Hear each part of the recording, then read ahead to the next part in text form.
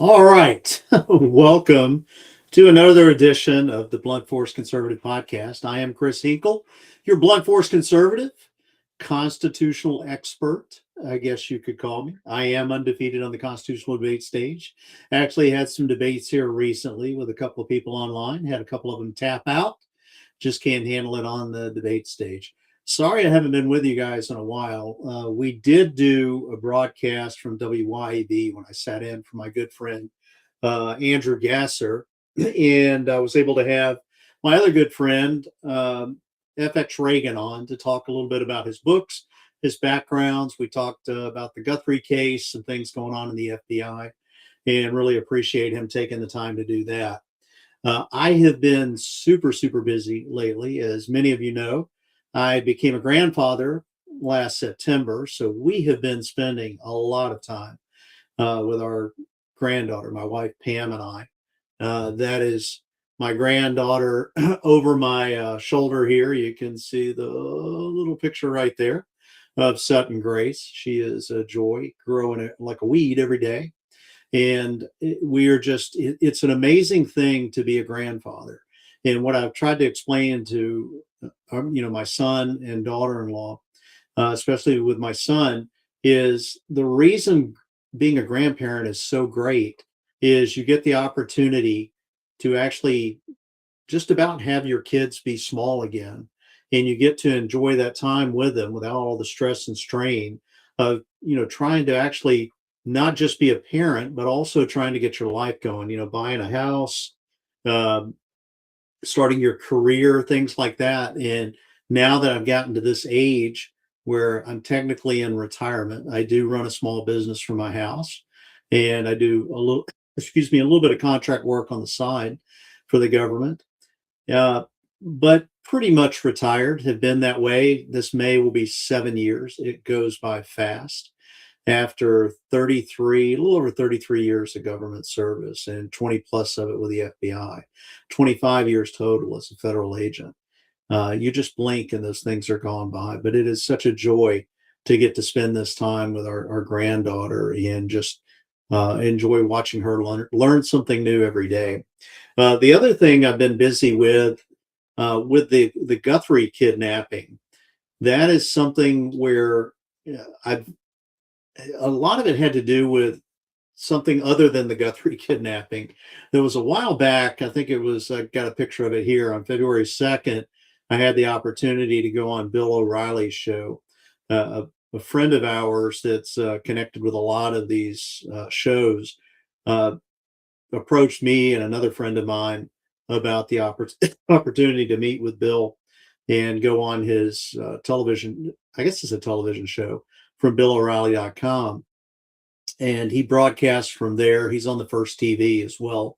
But I jumped at the chance. I hadn't been on TV for a while. I'd done a lot of hits on Newsmax and other stations and done some radio stuff. And this was an opportunity to kind of get back into the game a little bit since the granddaughter came along. And that gave me an opportunity to actually have a couple minutes with Bill before we went on the air. And we were discussing a lot of the events involving the FBI that was going on in Minnesota. If you want to go back, you can catch that. I did post a copy, a link to it, uh, to the YouTube video that Bill O'Reilly's show put out there. And they sent me an immediate link to the copy of my segment. So we put that on the page. You can find it on my X page. You're obviously either there now or you're watching me on YouTube or Rumble. But if you get a chance, go to, it's not at BF Conservative anymore. I did update that to the Chris Hinkle. And the purpose for doing that, it was a recommendation of a friend of mine that I'm going to talk about here toward the end of the show. He had made that recommendation that if I was going to continue to do this media stuff, that there are some media outlets out there that when you are really forceful with that name conservative in your handle, that they might shy away from that a little bit. I still have it in the description of who I am on my X page, but I just went straight with the name. So we'll see where that goes to. But I've been really busy. I think I 7 to 10 times in a 2-week period being on TV.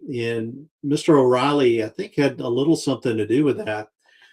Before we went on the air, we had a couple minutes just to kind of chat over it wasn't a Zoom link, it's some other format that he uses. But we had a couple minutes to chat. It was the same thing when I was on Kimberly Guilfoyle's show. We had a few minutes to chat before we started doing the show. And I mentioned to him that I didn't get a chance to meet him during my FBI career, but I did get to go up to his office, and I knew the exact date um, because it was the day after my second year in the bureau. I had done 2 years in the bureau. I was in New York and was there on a case that I had where we were going to arrest a Russian on an intellectual property rights case in the Brighton Beach area of New York. And when we finished up the next day on the 24th, we went to, I had a mutual friend that was a producer at Fox News, and he took us on a tour of Fox News. I got to go to the old Fox and Friends set that they used to have. And I think that was downstairs. I got to meet a couple of people that were standing by in the green room. David Asman, one of the people that's been there since the beginning of Fox News. He was in the green room. Got a chance to chat with him about his son. His son was in was in the Marine Corps. The But the other thing we did was we went up to Bill O'Reilly's office. Of course, it was a corner office on one of the highest floors.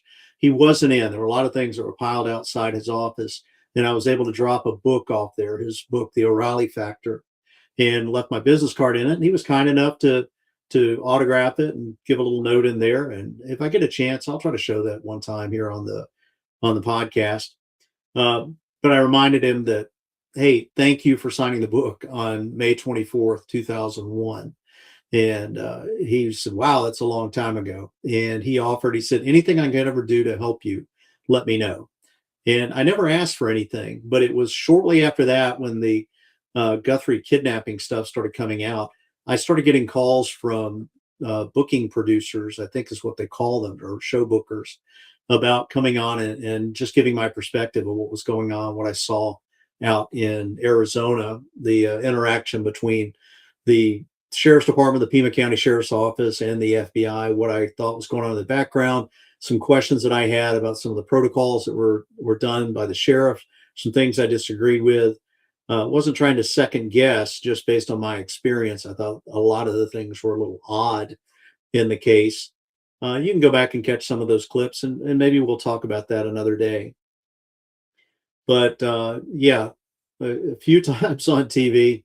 Some of those, the last one that I had, let's see, here's one here. I was on News Nation with Leland Vittert, and got a chance to be on there with Tracy Walder. I didn't know her when I was in the FBI.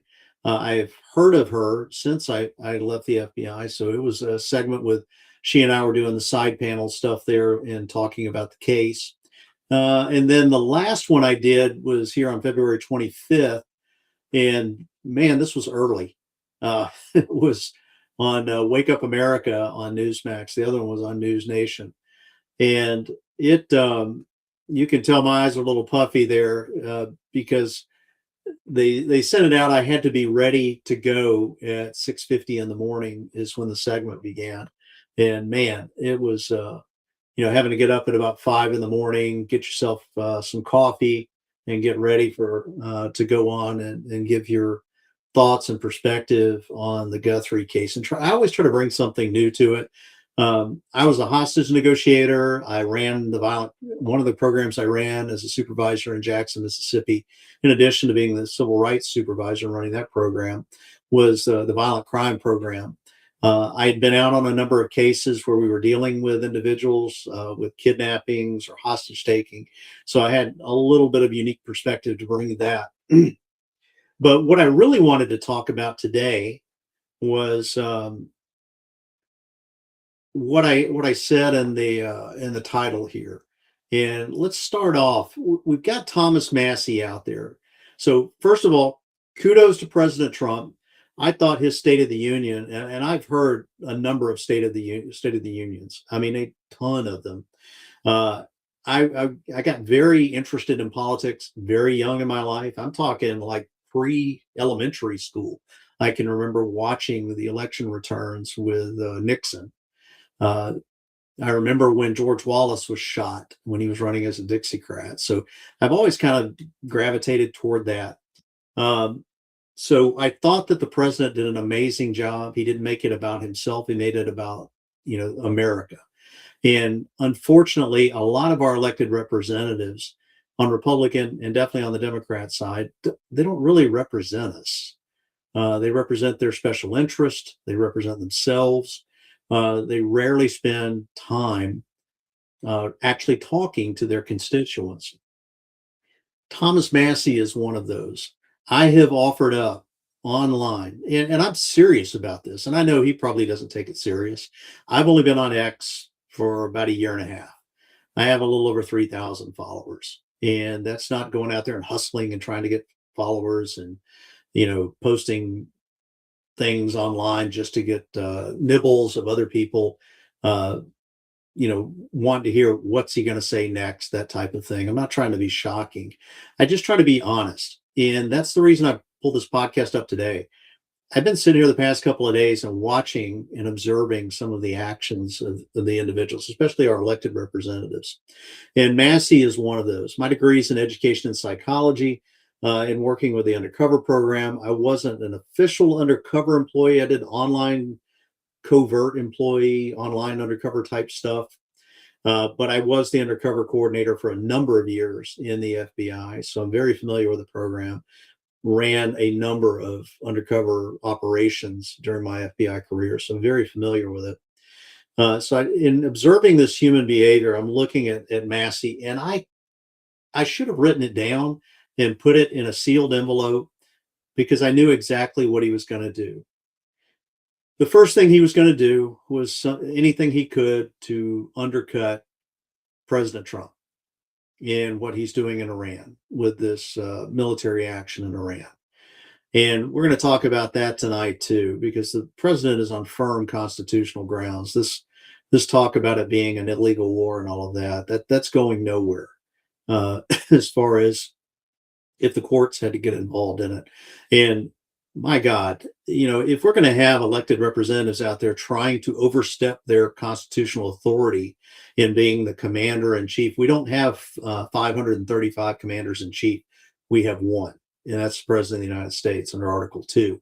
There are specific things that each of the branches of government can do that the others cannot. There are what we call plenary powers, powers that are only given to that particular branch of government. We do have three branches of government. They are not co-equal branches of government. I know they were teaching that even in the 70s when I was in elementary school and junior high school and starting high school, that they were three co-equal branches of government. They are not. There is one that is more powerful than the other. Those of you who have heard me talk about this before, whether you've heard me at a presentation in front of a group of people or here online or on the radio or on television, I tell people there are three branches of government. The most powerful branch of government is the Article 1 branch. It has the ability to overcome anything that the other two branches do. It can overcome the executive branch by overriding a veto. It can, if the Supreme Court makes a ruling, it can clarify the law with a new law. It can push for a constitutional amendment. There's just too many things that branch can do, but there are some things that branch cannot do. In other words, as an example, the Article 1 branch, which is your representatives, your Senate and your House, they cannot set foreign policy. Foreign policy is a plenary power of the executive branch, the Article 2 branch. Neither can the Supreme Court. And I've been arguing for a long time. There are some times when if the Supreme Court or the lower courts make a ruling that if it's clear on its face that it's unconstitutional, not only should the executive branch ignore it, they have an obligation to ignore it. Because sometimes following that lead of what that judge, that lower court judge might do, it actually usurps the rights of the citizens. And each of these individuals, elected and appointed individuals, swear an oath to the same Constitution. and they're required to protect and defend that. And a Supreme Court ruling nor a lower court ruling has any authority to override the Constitution. They get things wrong. If you don't think that the Supreme Court gets things wrong, please go back and review Plessy versus Ferguson. Please go back and review the Dred Scott case, where the Supreme Court was just fine in saying that slavery was just okay. And it wasn't a tight decision. It wasn't a 5-4 decision. If you go back and look, I think Plessy was a 7-1 decision. And that I believe Dred may have been a 5-1 or something. It was the dissent was very low in that, but the people through their elected representatives got that right and took care of it. You don't have to wait for the Supreme Court to revisit something, revisit precedent and change it. Precedent, it just means something that happened before. It doesn't mean that that is the law of the land. So let's look at Massey. So like clockwork, when the U.S. is on the march to vanquish its enemies of our republic, and Iran is definitely that, Massey first misinterprets the Constitution by echoing the Democrat talking points that only Congress can declare war. Well, we're not at war. It's not a war. It is an action taken in response to a threat coming from Iran. The president has the obligation to respond to those threats. Now, people will talk about the War Powers Act, and that still hasn't been constitutionally tested before the Supreme Court to see what they think about it. But I'm a textualist. I look at the Constitution, and I'm like Scalia. It says what it says, and it doesn't say anything else.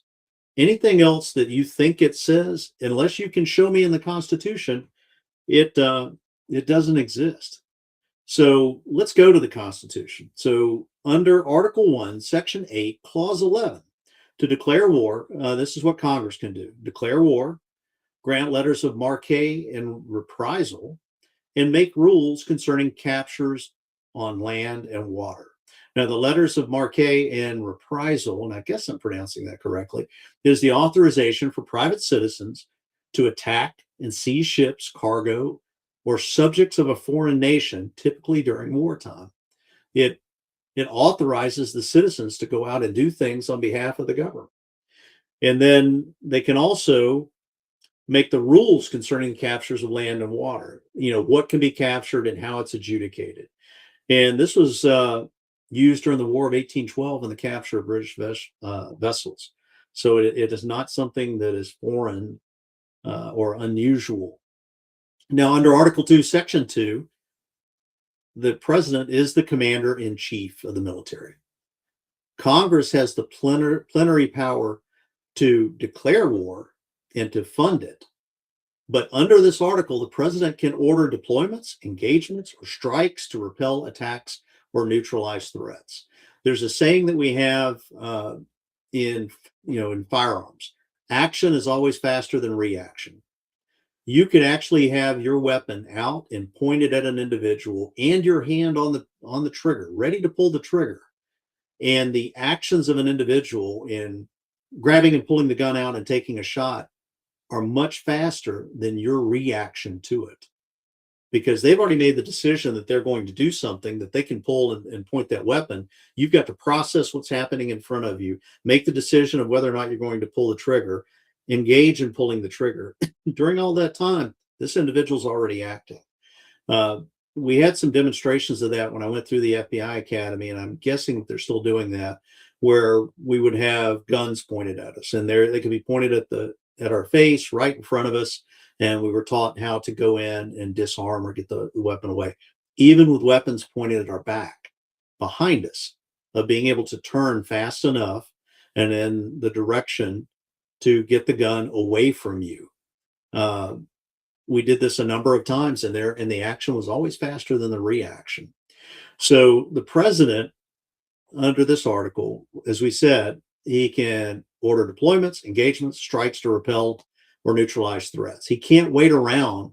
We can't wait around on the fully developed nuclear weapon by Iran.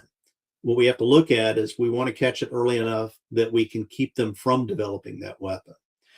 If you think that this is illegal, and this has not changed since the time of Thomas Jefferson.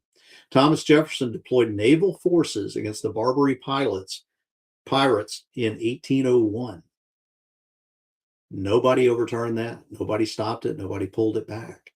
And it was a threat to the national security of the United States as we had our ships going through, and the Barbary pilots were seizing these ships. So the president, to fully defend the Constitution, must have the ability to act quickly. The Constitution does not limit that quick response. In fact, the president has the power and the duty to repel sudden attacks or respond to dangers without prior congressional approval. Now, I am not a huge fan of precedent of having the Supreme Court weigh in on a plenary power that is set up for another branch. The only way that the Supreme Court should be weighing in on anything like this is when they look at it and they say, we don't have jurisdiction here. This is a power strictly under the jurisdiction of the President of the United States. And they have done that before. In the Alien Enemies Act, they actually ruled back in Ledecky versus Watkins, I think, in 1948, that it wasn't even subject to judicial review. The president, the executive branch, handles immigration, handles our foreign policy. They get to say who can and cannot come into the United States. There's no judge. There's no justice on the Supreme Court. There's nobody in Congress that has the authority to tell the executive branch you can or cannot do something under the Constitution. The only time that they could step in, they could stop the funding of it if they think that the president is abusing or violating the Constitution. And then again, the only thing that they can do to the president is impeach and remove. So when we're talking about this repel sudden attacks, just to use precedent for an example, in 1863, there was a thing called the prize cases. And the Supreme Court ruled that it's bound to resist force by force, that the president is able to do that. President Lincoln did not need congressional approval for a southern port blockade and seizure of vessels. The Supreme Court said he didn't need the authorization. In other words, it was a plenary power. They were recognizing it was a plenary power of the executive branch. So when Massey realizes, and I think he does realize that he's wrong constitutionally on this. I think he's using it as a little bit of a head fake. But what does he do? He's trying right now to bring it back to the Epstein stuff. And that's not a winner for people. Citizens right now are not focused on Epstein. The only ones focused on Epstein are the ones trying to undermine the president. And Massey has said, I've got names. Well, name them.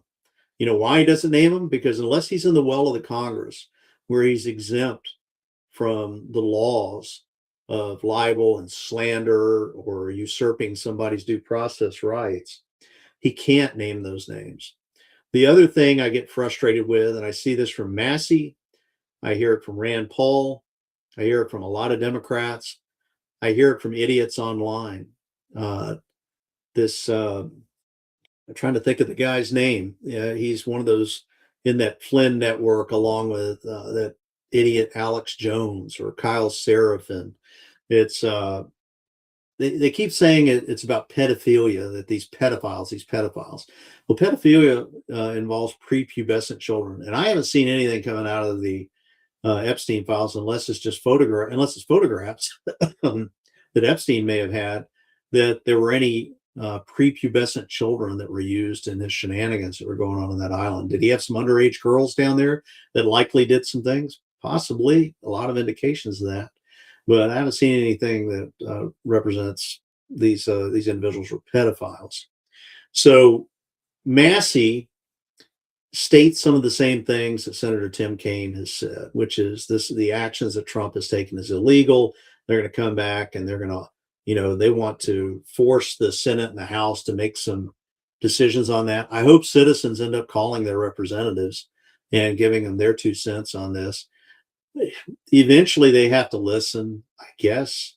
Um, with the midterms coming up right now, it usually is an act of self-preservation. I honestly don't see it any other way than it feels like that the leadership, and I hate using the term leadership because the word leader doesn't appear anywhere in the Constitution, that uh, the Republicans are doing everything they can to regain the minority. I almost think that they prefer the minority. They long for that 40 years in the desert where the Democrats were just in charge and all they could do was make hay about, complaining about things.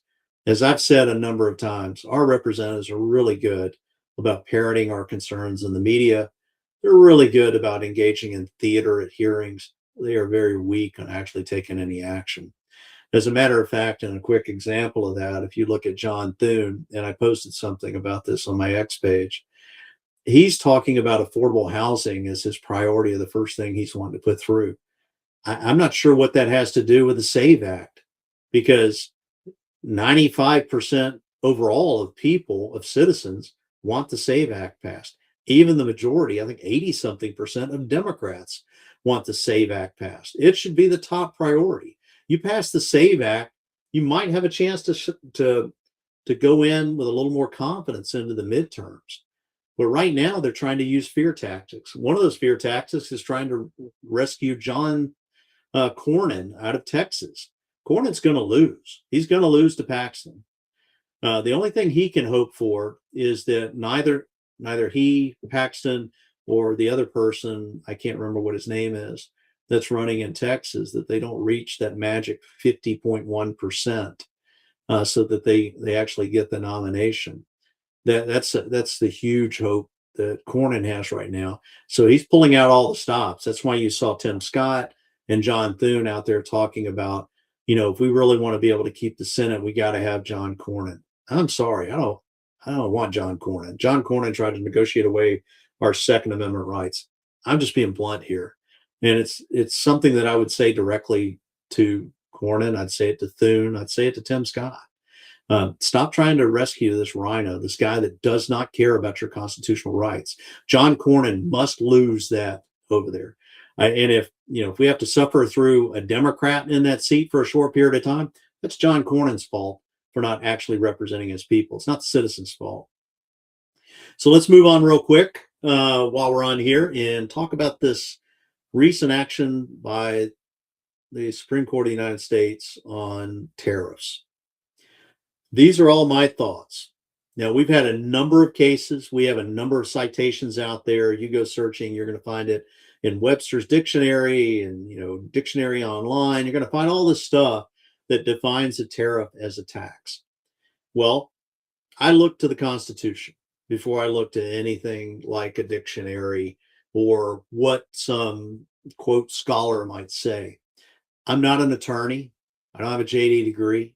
I actually had some people asking me if I had a JD degree, and I said, no, I actually study the Constitution. Most people that go through law school, they have a class or two about the Constitution. They rarely spend any additional time on it. I've debated a number of attorneys, and I've debated a number of college professors who teach about the Constitution. And I have not lost that debate. And that's not hyperbole. It's because I look strictly the way Scalia looked at the Constitution, textual. So the word that's going to surprise you, the word tariff does not appear anywhere in the Constitution at all. Here's my definition of it. Tariffs aren't taxes. Tariffs are a fee that's charged, like a duty. When you go to the airport and you have the duty-free store, things that come into that you can purchase there that you don't have this extra tax on, this tariff on. Well, who pays the tariff? Now, people will try to equate it with being a tax by saying, well, because the manufacturer, this foreign manufacturer who has to pay that fee at the port, they're going to increase the cost of their item to recoup that amount of money from the citizens. So therefore, it's a tax. It's not.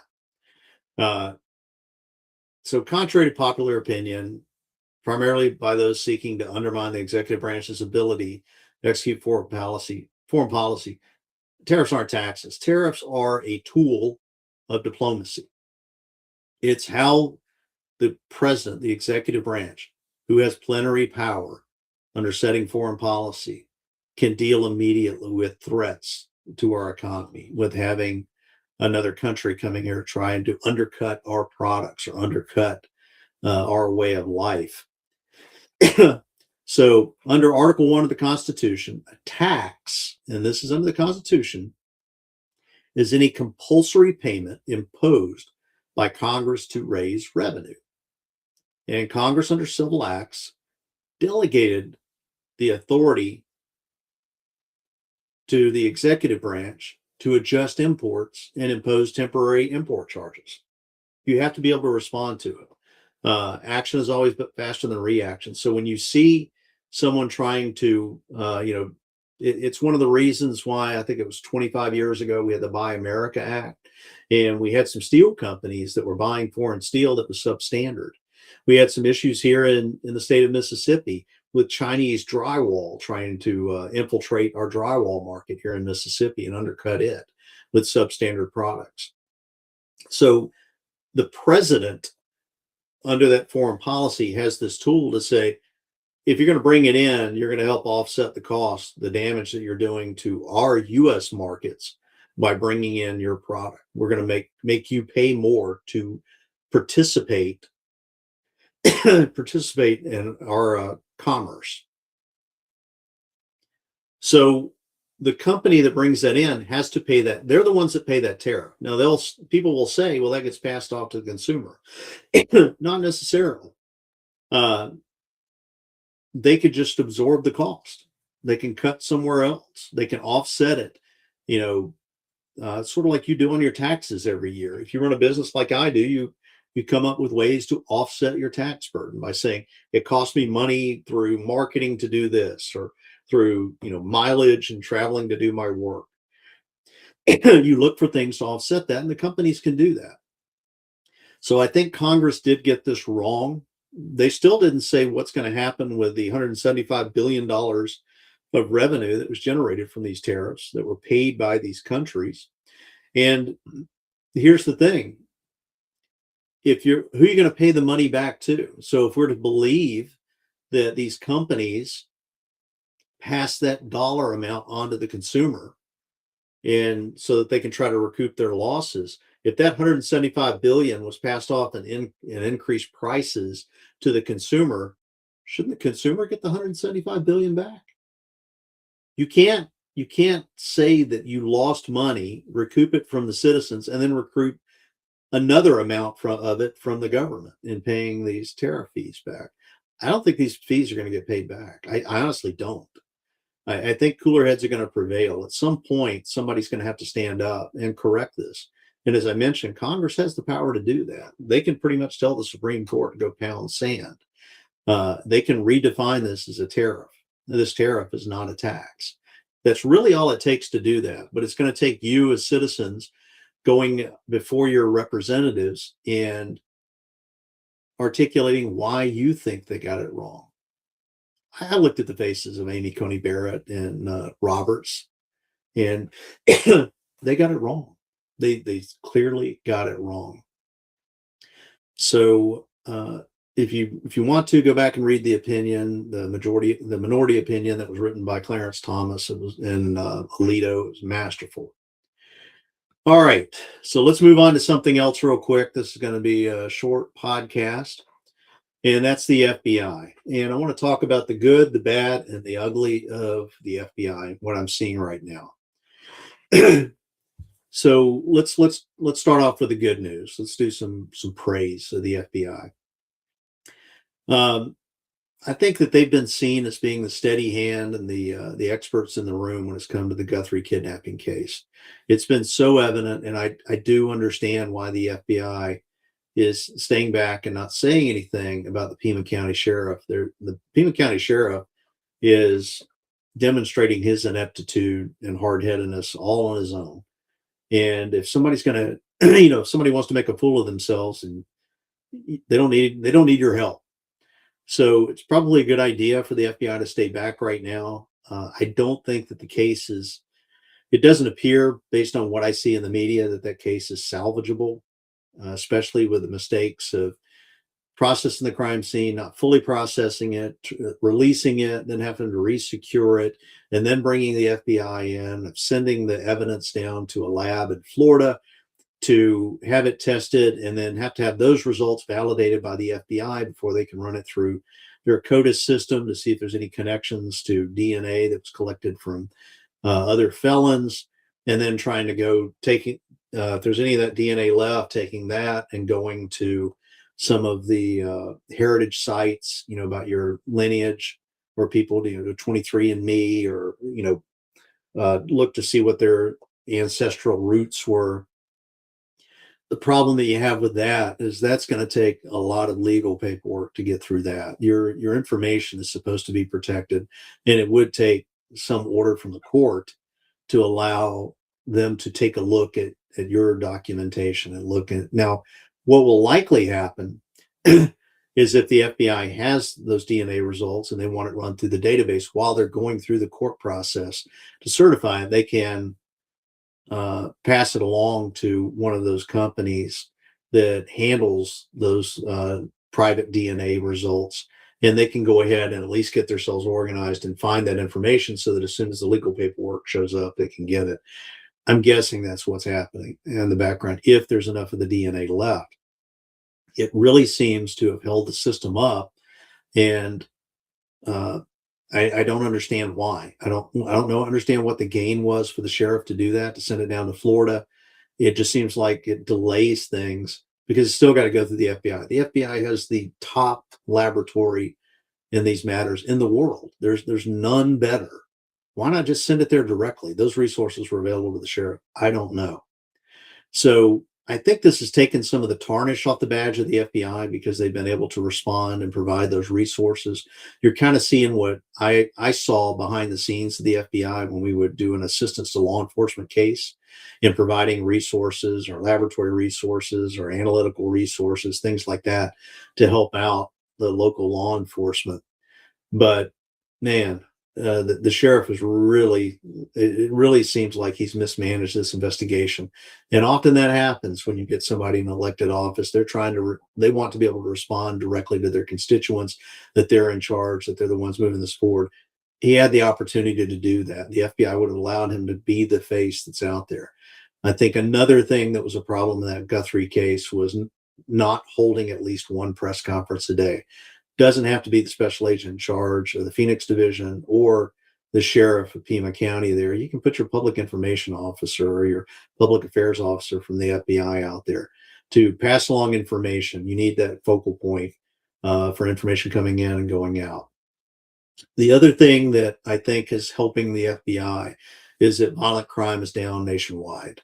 As someone that ran the violent crime program in Mississippi, I can tell you it literally is coming down. And I think it has a lot to do with what we call the broken windows theory or policy. That was something that Mayor Giuliani put into place in New York. So studies that I've looked at in the US and internationally have shown that anywhere from 1 to 10% of the offenders, in other words, the bad guys, the criminals, account for 60% or more of all the violent crimes. So you've got that 1 to 10%.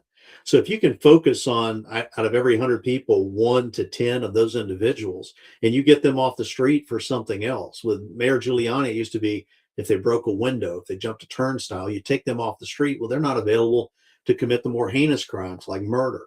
So that's why I think you have a lot of this violent crime coming down, coupled with the deportation of a lot of these violent offenders, where the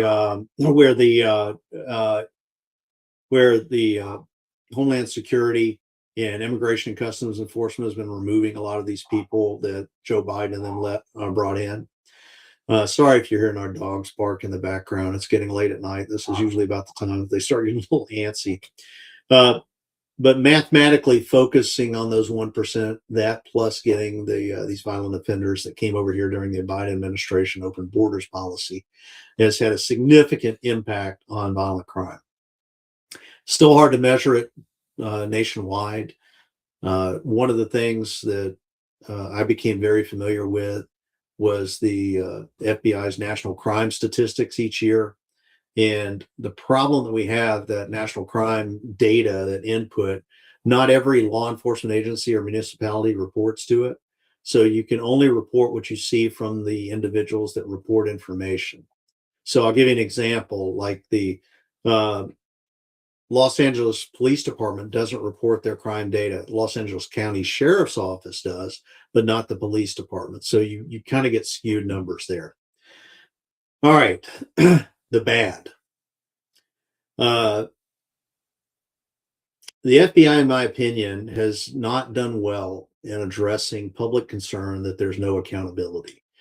I think a lot of citizens that don't understand the way that the FBI works and the way that law works, um, they want to see people fired. They want to see people walked out. I want to see people held accountable. And the only way to hold them accountable is to make sure your I's are dotted and your T's are crossed.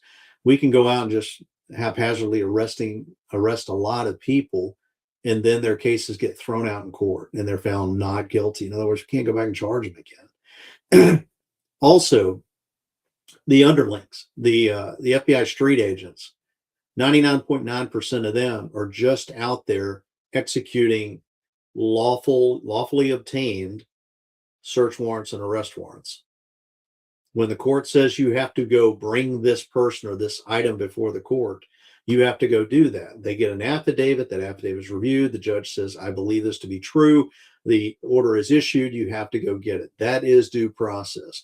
If you have information that anything in the affidavit is incorrect or false, you can bring that to the court, and the judge can either rescind his order or not go forward with the order. As something that should have happened in the Carter Page case, where Kevin Kleinsmith falsified information that went into a FISA affidavit, that FISA warrant dealing with Carter Page should never have gone forward. So what we have is there are some things that the FBI can do where they can administratively cut bait, if you will. In other words, terminate somebody. That person probably won't go to jail, but they won't work for the FBI. They'll be terminated from federal employment. Now, the FBI is not going to be able to go out and comment on that because it's an administrative personnel action. Until it's fully adjudicated and all the appeals process has gone through, really can't say anything about it. So the other thing is there could be the FBI could be more effective at talking about the impediments to being able to talk about things, such as the Veterans Employment Opportunity Act of 1998. It's under Title V U.S. Code. It's if an agency violates a veteran's preference rights, in other words, veterans do have a point system that are set up under Title V of the law that allow them special treatment under the law. While it doesn't specifically deal with terminations, you can't usurp that veteran's preference right to terminate somebody. It's almost like an immediate appeals process. The preference eligible employee can file a complaint with the Department of Labor. And until that point is adjudicated, typically what ends up happening is the person's not terminated officially, or they may be suspended with or without pay, but they're not fully terminated. So that is what I think the FBI could be better with. Now, the ugly part, and this is something I'm in the process of talking with people or trying to set up some conversations with people inside the FBI. And this is to discuss this planned change in hiring process. There's been a couple of news articles that are out there. From what I've been told, nothing is set in stone yet of how they're going to do this, but they were going to do away with some of what they felt were hurdles or slowing the process down in hiring onboard employees to become agents. And we did this once before. It was during right after Mueller became the director. We had a period of time where there were no outside people being hired and brought into the FBI. The academy classes for, I can't remember how long it was, a year or more, were nothing but individuals that were support employees inside the FBI that had applied and gone through the process and been accepted to the FBI Academy. And there's two areas that they're under consideration to eliminate for those individuals. One is the written test portion, and the other is the panel interview. The written test portion is, everything from writing exemplars to taking a test on your psychological examinations to, I think, when I went through, there were even some math portions of the test, but they want to see how you think, what your aptitude is. That's the reason for those tests. And just because you've been, had some time in the FBI, you may have a little bit of a benefit on this test, but it's no reason to do away with the test, because then you're saying, well, everybody would do fine on the test. Not everybody does fine. There's a lot of people. I knew several people that just in the Jackson office down here in Mississippi that applied to become an agent. They didn't make it through. It was either the fitness test, the testing, something kept them from being able to get through that process. So you shouldn't change that just to try to put butts in seats. We want to put the right butts in seats at the FBI Academy. The second is the panel interview. Now, the panel interview, I think it is one of the most critical portions of the interview process in becoming an agent. I think it's far more important than the polygraph of bringing an individual on board. Why do I think that? Because it measures your ability to think and reason in a mature fashion. And often people that take that portion of the test, if they don't have a ton of life experience, really have a tough time passing it. So let me tell you a little bit about, without giving you the questions, of what the test is like, that panel portion. So you have 3 to 5 senior agents. They're sitting in a room. You come in, you sit in a chair right in front of them. They're at a table, and they're going to make some introductions. They're going to explain what you're going to be going through, and they're going to ask you anywhere from 13 to 15 questions. And those 13, 15 questions are not specific to law enforcement. They're specific to life. They're going to ask you questions about things that, difficult situations that you've had in your life. What was a tough time that you had? How'd you come up with, and what'd you do about it? And did it work? In other words, a situation, action, result. What's a tenuous time that you had in life, whether it's in the workplace, in your family, just in life in general? How did you assess it? What actions did you take? And did it work? Did it come through, or did it fail miserably and you learned from it and you were better about it the next time you came across it? What I found were that people with limited life experience really had a tough time with that test. So, quick story. When I was recruited in the late 90s, there were 5 of us from Mississippi, the entire state of Mississippi, that we were selected to going through the testing process, the vetting, the background checks, all of that stuff. We got selected, and they flew us down to Fort Lauderdale, Florida, to do our panel interviews. So there was myself, there was another guy that I know pretty well, that he was a DEA agent. He was coming over to the FBI. And then there were 3 guys that were accountants that had just graduated college with their master's degrees. So under the hiring practices of the FBI, they only had to have 1 year of work experience. I just had a bachelor's degree, so I needed 3 years of work experience, but having been in the military for 13 years, easily made that cut. So we go down there, and I walk into one room, and one of the accountants walks into another room. And after an hour, you're only in there an hour, I come out, and the accountant was already out there waiting on me. And he said, "Man, you were in there a long time." And I said, "Well, got all those questions to ask." And he goes, "Oh, okay." He said, "How do you think you did?" And I said, "Well, the questions, they were challenging, but I felt like I was prepared for them. I think I did well." And he said, "Were you able to answer all the questions?" And I said, "Yeah, I answered all the questions. I think it was 13 to 15 of them. And I answered every one of them. We talked in depth about each one of them." He said, "Man, I couldn't answer all the questions." So when it came time to get over that last hurdle to actually get your letter to say that you're going to the FBI Academy, there was just me and the DEA agent. The 3 very young guys that had just gotten their master's degree and had 1 year of work experience didn't make the cut, didn't make it in. And here's a guy that has a Title 21 drug background, and here's me, guy that was 13 years military, 5 of it as an Air Force Office of Special Investigations agent, and a degree in education and psychology, and I made the cut. And it was the best career move that I ever made. I really enjoyed my time in the FBI. There were some bumps in the road with we'll talk about another day, the DEA stuff and all of that. So finally, I want to give some good news that's out there. That is about this gentleman right here, and that is my good friend Jim Galliano. So Jim has been a very good friend of mine. We did not know each other inside the FBI. I knew of him.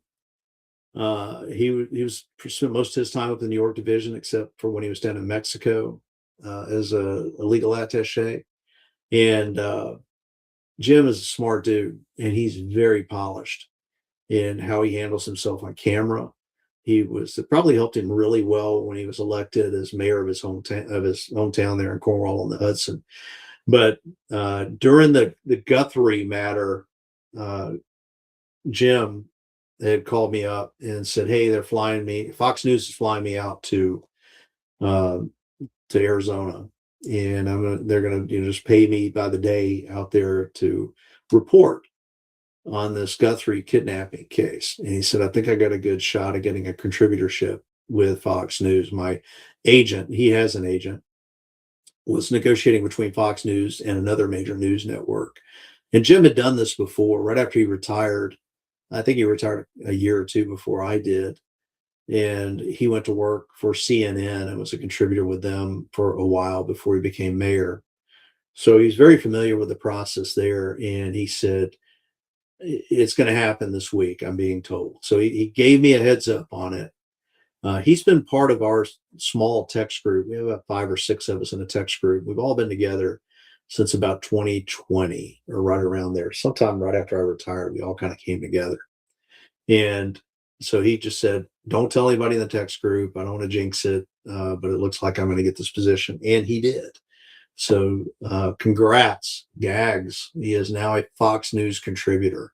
And he has been a wealth of information and a wealth of advice for me, especially in doing some of these TV hits. He's given me some recommendations of what to do. I actually went out and had some headshots done, and waiting to get I got the proofs in, waiting to get the actual pictures where they clean it up a little bit and bring that in. But congrats again, Gags, for getting this. This is awesome. It's great to see him there for a while. He was solely on Fox and Friends, and now he's getting picked up. And you'll probably see him on The Five and some of the other shows that are out there.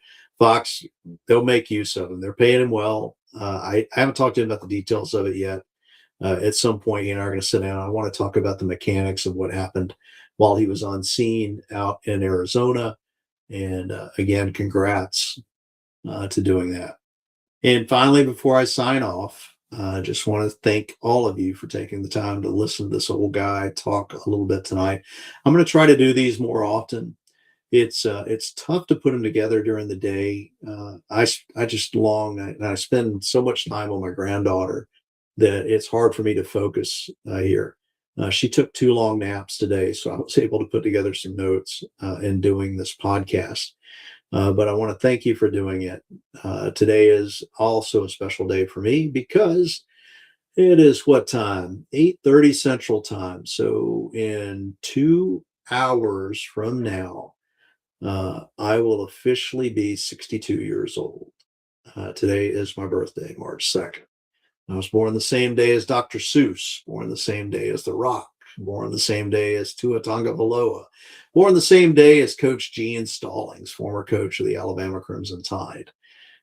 So got some famous March 2nd birthdays. Got my wife's birthday coming up. Our birthdays are only about 5 days apart. So hers is coming up this Saturday. So looking forward to celebrating that with her. And then we have an anniversary coming up toward the end of this month. So March is full, and then we jump into birthday months again with our oldest in April, and then our youngest in May. And we just had our middle son's birthday in February, so we are stocked up on birthdays. June, my brother, and then July, my dad. We are a holiday birthday family in the Hinkle family. My mom's birthday, my mom passed back in February 6, 2022.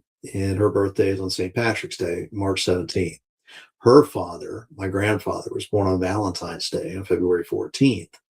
My dad was born on the 4th of July. He was born in his birthday's coming up, 4th of July. Everybody celebrates his birthday.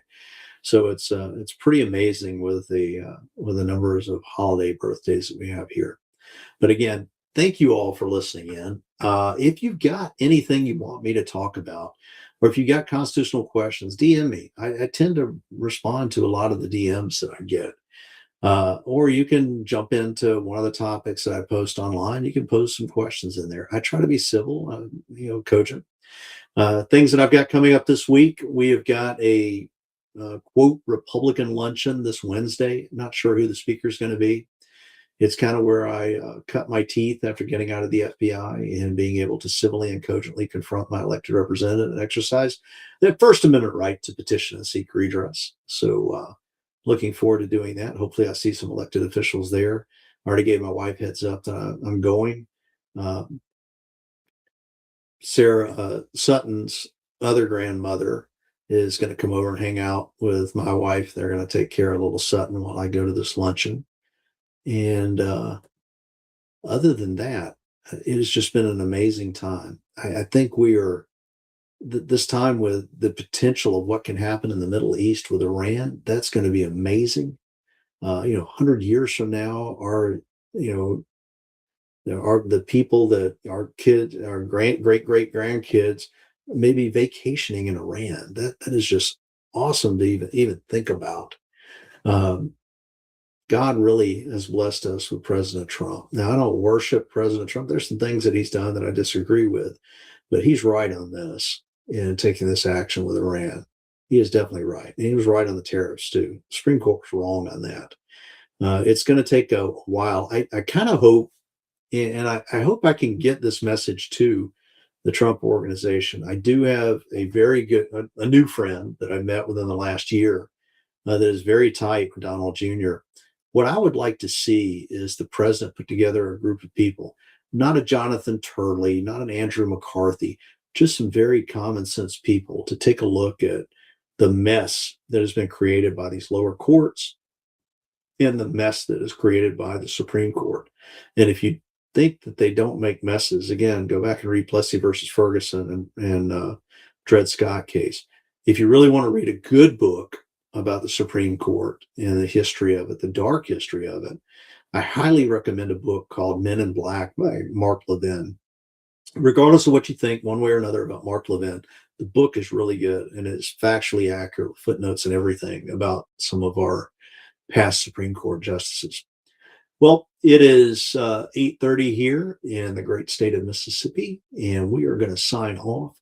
Thank you so much for tuning in. Again, send me your questions. Follow me at the Chris Hinkle on X. You can find me on YouTube, the Blunt Force Conservative podcast there, and also on Rumble. And we will see you next.